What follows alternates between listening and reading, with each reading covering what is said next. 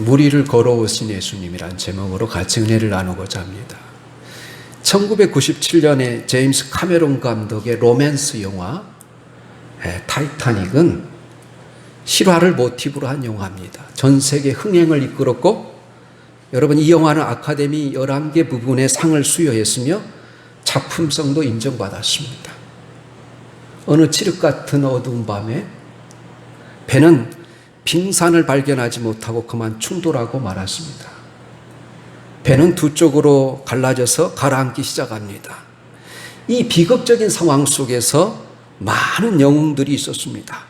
사랑하는 여인을 살리기 위해서 목숨을 버린 주인공 잭, 침몰하는 배를 껴안고 끝까지 이 배의 키를 붙들고 배와 함께 침몰하는 함장 스미스, 구명보트를 사람들에게 살려주기 위해 사람들을 그 구명보트에 건네주며 끝까지 한 사람이라도 살려가는 선원들, 이들 모두가 영웅이었습니다.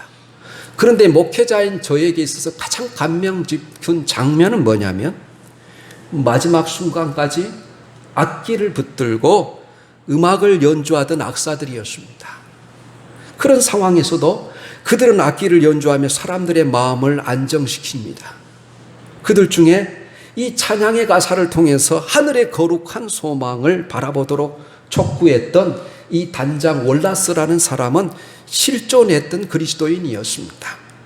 그는 처음부터 복음을 전하기 위해서 작정하고 이 배에 탄 사람이었습니다. 그는 마지막 순간까지 단원들을 격려하면서 장엄한 음악을 연주했습니다. 그리고 계속 외칩니다. 예수 그리스도를 의지하십시오. 예수 그리스도를 가까이 하십시오. 그분만이 우리의 소망이십니다.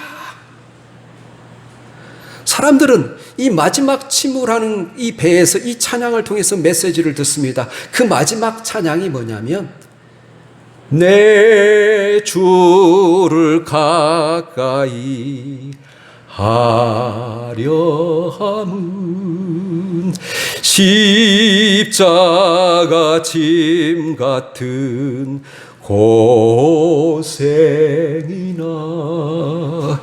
내 일생 소원은 늘 찬송하면서 주께 더 나아가기 원합니다.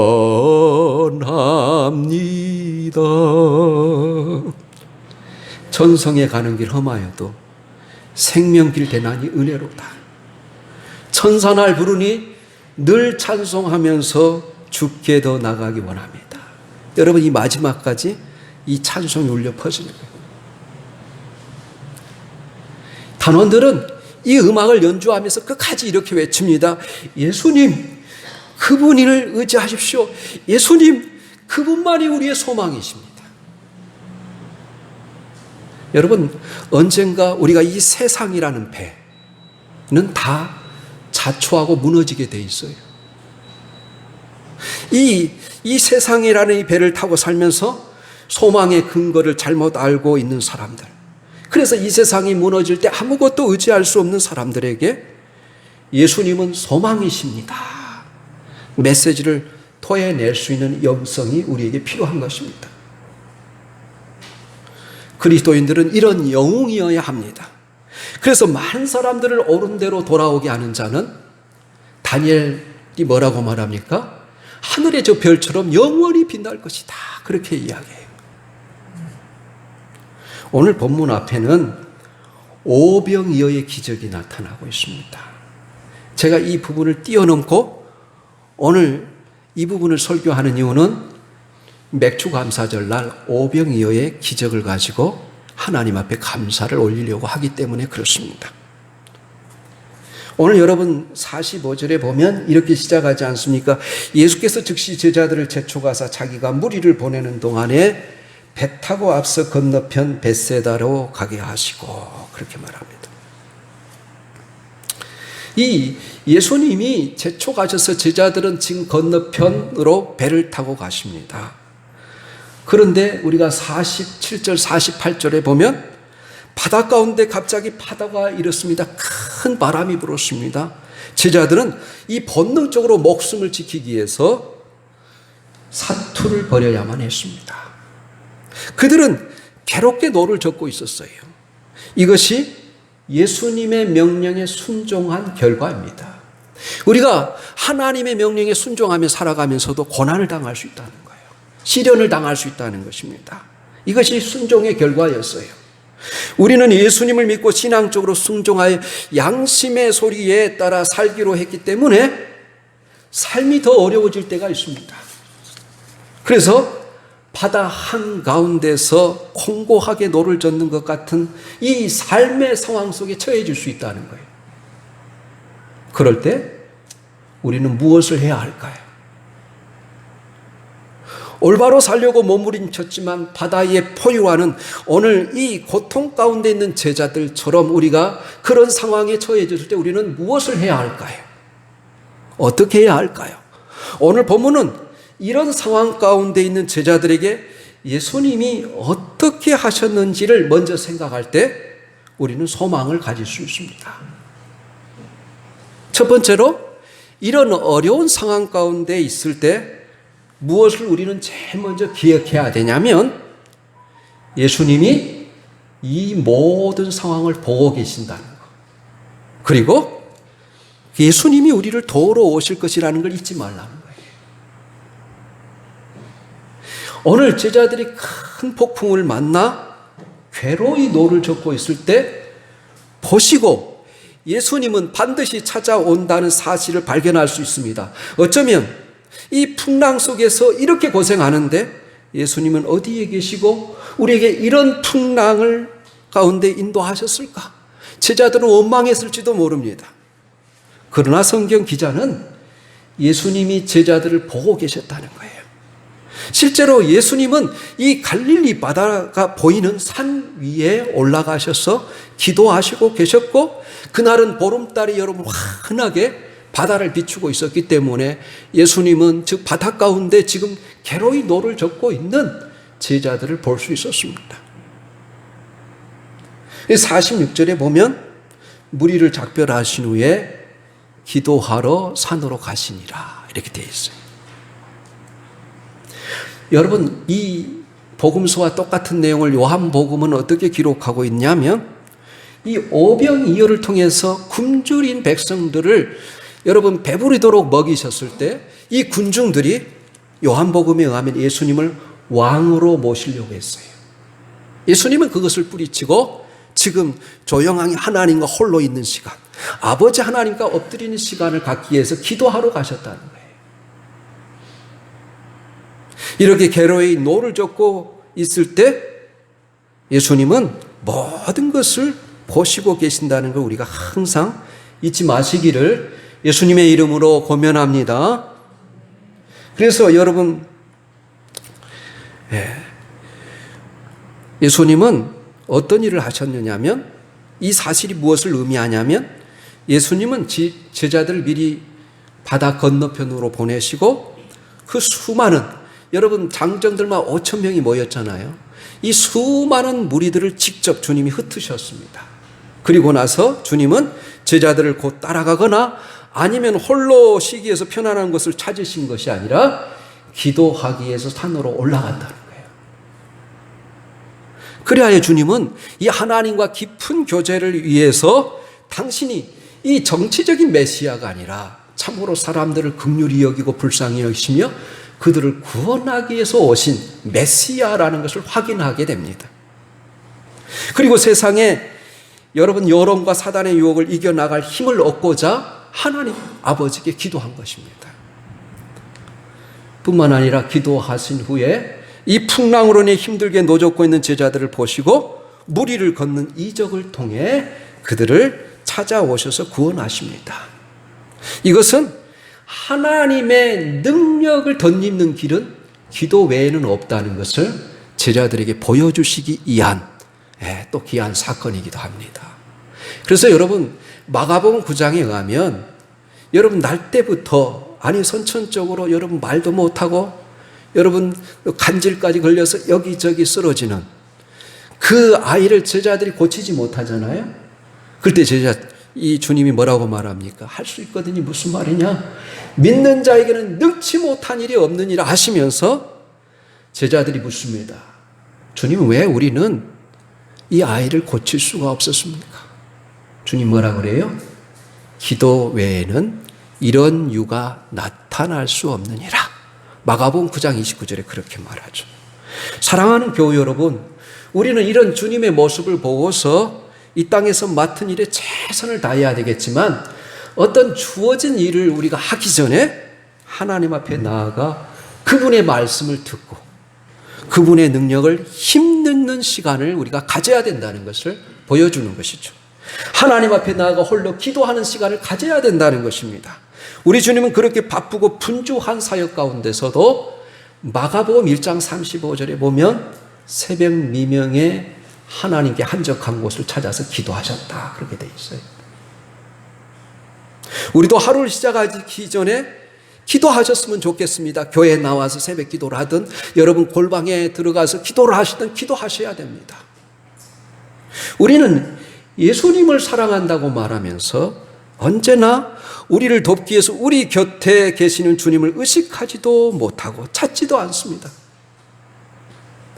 우리가 좋아하는 드라마나 영화, 좋아하는 음악은 밤새도록 보면서도 단 5분간 하나님 앞에 엎드리지 못한다면 어떻게 주님을 사랑한다고 말할 수 있을까요?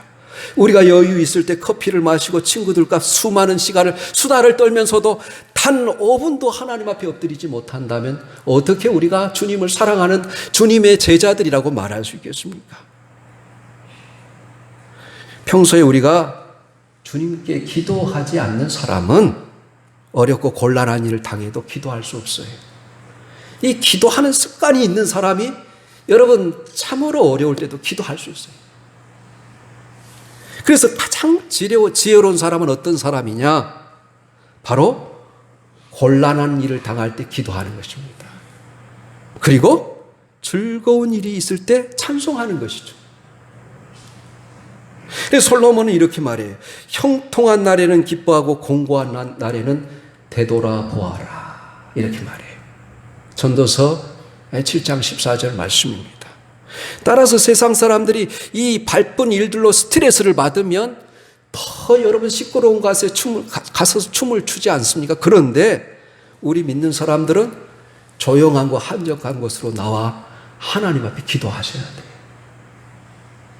분주할수록 더욱더 하나님 앞으로 나가 기도하는 시간을 가짐으로 세상 속에 흐트러진 마음을 다시 바로잡고 하나님의 능력을 힘입는 복된 성도들이 다 되시기를 예수님의 이름으로 권면합니다.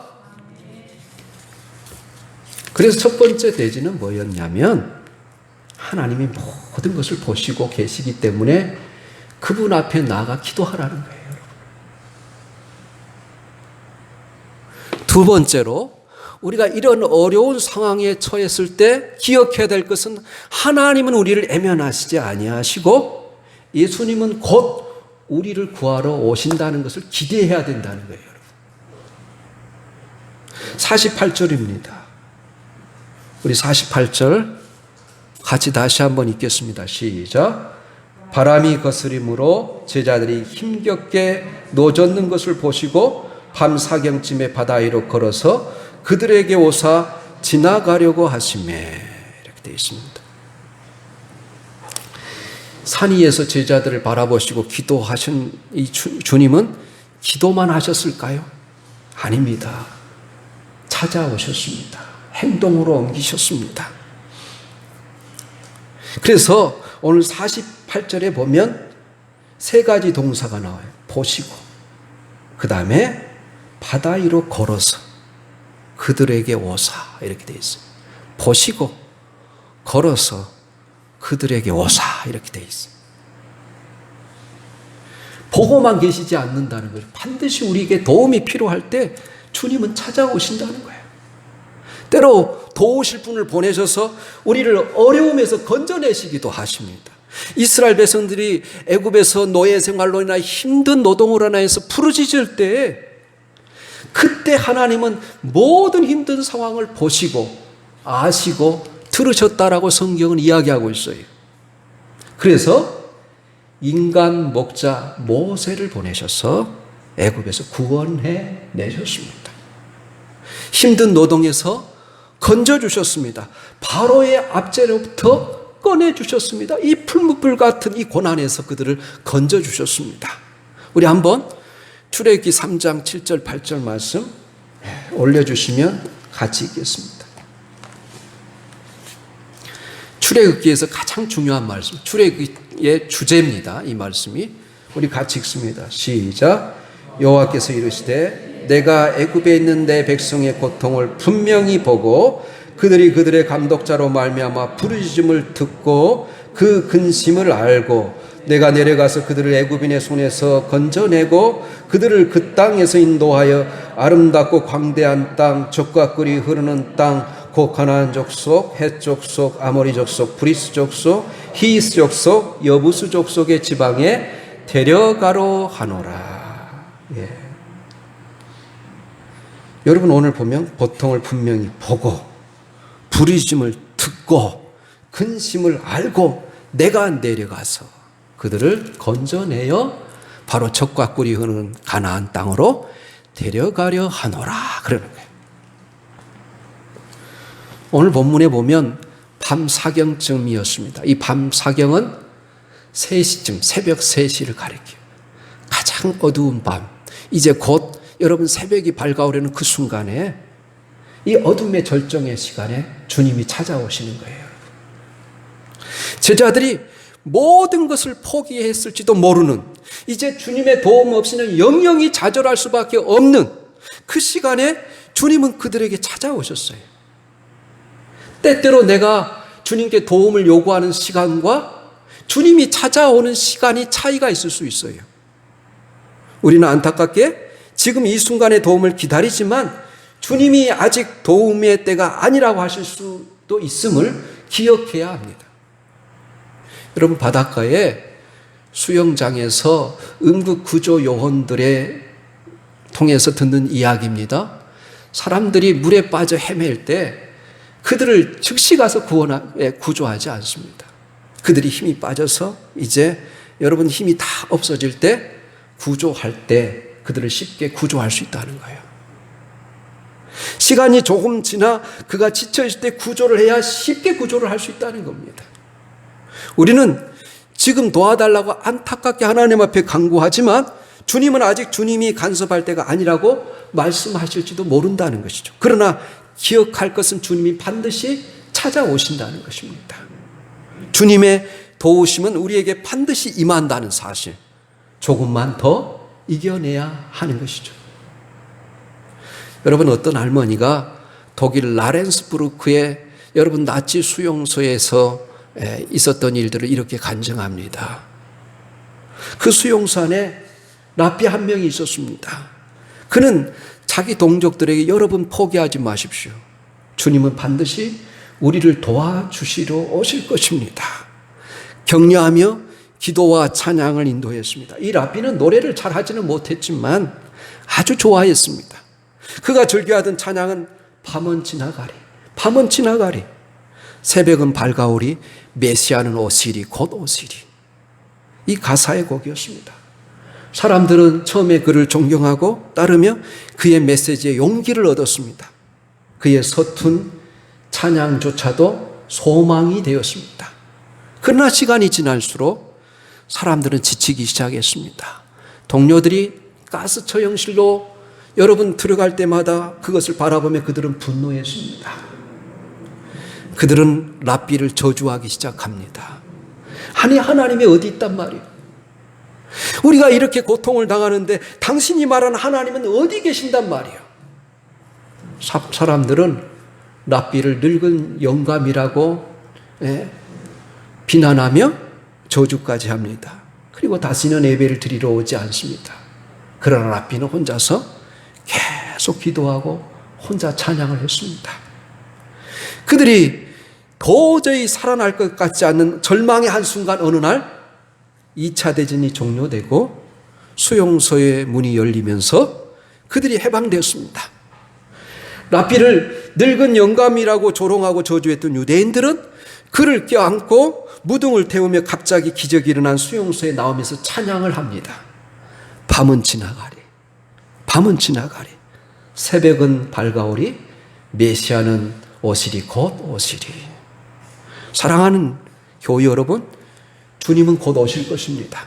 반드시 찾아오실 것입니다. 그러나 그 시간은 우리가 주님께 맡겨드려야 되는 것이죠. 주님은 우리를 결코 버리시지 않습니다. 너희를 고와 같이 버려두지 않겠다. 우리 주님이 그렇게 말씀하셨어요. 창세기 28장 15절에 보면 야곱이 가장 절망적일 때, 형 에서가 장자권 때문에 그 동생 야곱을 죽이려 했을 때, 그는 처음으로 부모님 곁을 떠나, 여러분 바단 아람으로 도망가고 있지 않았습니까? 베델에 이르렀을 때 그가 잠들었어요. 그런데 꿈속에서 하나님이 이 천사들과 더불어 하나씩 내려와서 야곱의 얼굴을 보면서 올라갑니다. 그런데 저 꼭대기에서 하나님이 말씀하세요. 뭐라고 말씀하세요? 이렇게 말해요. 내가 너와 함께 있어 내가 어디로 가든지 너를 지키며 너를 이끌어 이 땅으로 돌아오게 할지라. 내가 내게 허락한 것을 다 이루기까지 너를 떠나지 아니하리라. 그러는 거예요. 야곱이 얼마나 그 말씀을 듣고 힘이 됐던지, 이것이 하나님의 전유 하늘의 문이로다. 이렇게 이야기해요. 과연 하나님은 살아계신다. 이렇게 말해요. 우리가 이렇게 괴롭게 노를 저어 있을 때 기억해야 할 세 번째 주제는 뭐냐면, 예수님은 말씀으로 찾아오신다는 거예요. 말씀으로. 예수님은 제자들 곁에 오셔서 말씀하기 시작합니다. 이것이 모든 상황을 바꿔놓습니다. 주님에게, 우리에게 말씀하시고 우리가 그것을 경험하는 순간 모든 것은 달라지게 되어 있습니다. 주님이 내게 오시고 말씀하시면 모든 것이 달라져요. 모든 기적은 하나님의 말씀을 읽다가 그 말씀이 내게 와 부딪혔을 때, 여러분 그 말씀이 내게 들려졌을 때 기적이 일어난 거예요. 성경의 모든 기적이 그래요. 주님이 제자들에게 다가오셔서 이렇게 말씀하십니다. 내니 안심하라. 두려워하지 말라. 그러는 거예요. 이 말은 아주 독특하고 너무너무 중요한 표현입니다. 이것은 창조주 하나님만이 하실 수 있는 말이에요. 안심하라. 용기를 가져라. 담대하라. 두려워하지 말라. 왜냐하면 내가 바로 그 사람이다. It is I. Don't be afraid. 두려워하지 말라 그래. 또 어떤 성경에는 Stop fearing. 이제 두려움을 멈춰라. 모든 두려움을 멈춰라. 이렇게 말해요. 여러분, 출애굽기에서 모세에게 하나님이 나타나셔서 떨기나무 불꽃 가운데 불이 붙었는데 꺼지지 않는 거예요. 그래서 궁금해서 모세가 다가가는데 하나님이 말씀하십니다. 네가 섰는 곳은 거룩한 곳이니 내 발에서 신을 벗으라 그래요. 그러면서 너는 이 백성을 애굽에서 건져내라 그럽니다. 모세가 뭐래요? 나는 할 수 없습니다 그래요. 그러자 하나님이 내가 너와 함께 하겠다. 반드시 너와 함께 하겠다. 네가 네 백성을, 이 이스라엘 백성들을 이 신의 산에 인도하여 내 예배 드릴 때 그것이 내가 너를 보낸 증거니라. 그렇게 말해요. 그때 모세가 하나님께 이렇게 물어요. 그러면 하나님, 우리 민족들에게 하나님을 어떻게 소개할까요? 그래요. 하나님 뭐라 그래요? 나는 스스로 있는 자니라 그래요. 이때 여러분, 나는 스스로 있는, I am that I am. 나는 나다 그 말이에요. 사실 나는 누군가에서 만들어진 존재가 아니라 나는 창조주이시고 모든 것을 만드신 분이시다. 그렇게 이야기해요. 그런데 이 말씀을 누가 사용해요? 지금 예수님이 사용하는 거예요. 예수님이. 여러분, 예수님이 요한복음에 이런 말을 7번 이상 합니다. 나는 길이요, 나는 진리요, 나는 양의 문이요, 나는 선한 목자다. 이 말이 에고 에이미, 나는 나다 그 말이에요. 이는 보통 내가 아니라 창조주 하나님을 말하는 거예요. 겟세마네 동산에서 로마 병정들이 주님을 찾아와 예수가 누구냐고 물었을 때 예수님은 그 독특한 단어를 사용해서 이렇게 말합니다. 내가 그런다. 그렇게 이야기해요. 여러분, 우리가 참 어렵고 힘들 때 친구들이 찾아와서 여보게 걱정하지 말게. 그러면 얼마나 힘이 됩니까? 내가 정말로 어려운데 가족들이 찾아와서 걱정하지 마세요. 우리가 곁에 있잖아요. 이렇게 하는 것도 큰 위로가 되지 않습니까?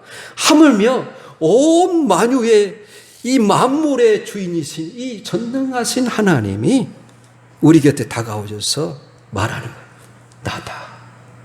안심하라. 두려워하지 말라 그러는 거예요. 내가 지금 너희와 함께 있자니 말씀하신다면 여러분 어떨까요? 이 말씀 속에서 주님을 발견하게 되는 순간 모든 것이 달라집니다. 그래서 51절에 보면 이제 배에 우리 주님이 찾아오셨을 때 안심하라 내니 두려워하지 말라 하니까 그리고 배에 올라가니까 모든 바람들이 잔잔해집니다. 예수님이 제자들의 배에 타시니 바람이 그쳤어요. 영어로 보면 죽었다고 돼 있어요. died away. 죽어갔다. 바람이 사라졌다. 예수님은 하나님이십니다. 풍랑이 일고 있는 이 고해 같은 이 세상에 육신을 입고 오신 하나님, 그가 바로 예수님이라는 거예요. 그 예수님은 이미 타고 있는 인생이라는 이 작은 배, 눈물 짓고 고통스러운 내 인생에 이 배전에 가까이 오시면서 우리에게 이렇게 말씀하세요. 내가 있잖아. 안심하라. 두려워하지 말라. 그러는 거예요. 사랑하는 여러분, 주님께서 산 위에서 기도하시다가 제자들이 풍랑을 만나 괴롭게 노를 젓는 것을 보시고 그들을 돕기 위해서 물 위를 걸어오셨습니다. 그런데도 불구하고 제자들은 이러한 주님을 위령으로 착각하고 말았습니다. 그것은 그들이 아직 영적으로 눈이 열려져 있지 않기 때문이라. 오늘 성경은 마지막 절에 그렇게 이야기해요. 52절에 이는 그들이 그 떡 떼시던 일을 깨닫지 못하고 도리어 그 마음이 둔하여졌습니다. 이렇게 말해요. 그래서 우리가 주님 앞에 나가 기도해야 될 일이 뭐냐면 기도할 때 영안이 열리는 거예요. 기도할 때 다른 사람이 보지 못한 보이지 않는 세계, 우리 주님이 내 곁에 계시고 나를 도우신다는 것을 믿게 되는 거예요. 제자들은 이 오병이어의 기적을 통해서 직접 눈으로 주님이 얼마나 놀라우신 분인가를 목격했음에도 불구하고 그분이 바로 홍해를 가르시고 만나를 먹이시며 이스라엘 백성을 인도하셨던 그 하나님을 알지 못했던 것입니다. 그래야 그들은 자기들을 돕기 위해서 물 위로 걸어오시는 주님을 보고도 오히려 유령으로 착각하여 비명을 지르며 놀랄 수밖에 없었던 것은 영적인 눈이 열리지 않았기 때문에 마음이 둔해졌다 그렇게 이야기해요.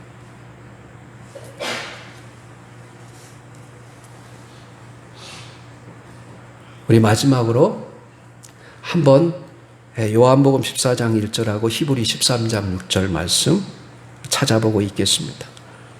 우리 같이 읽습니다. 시작.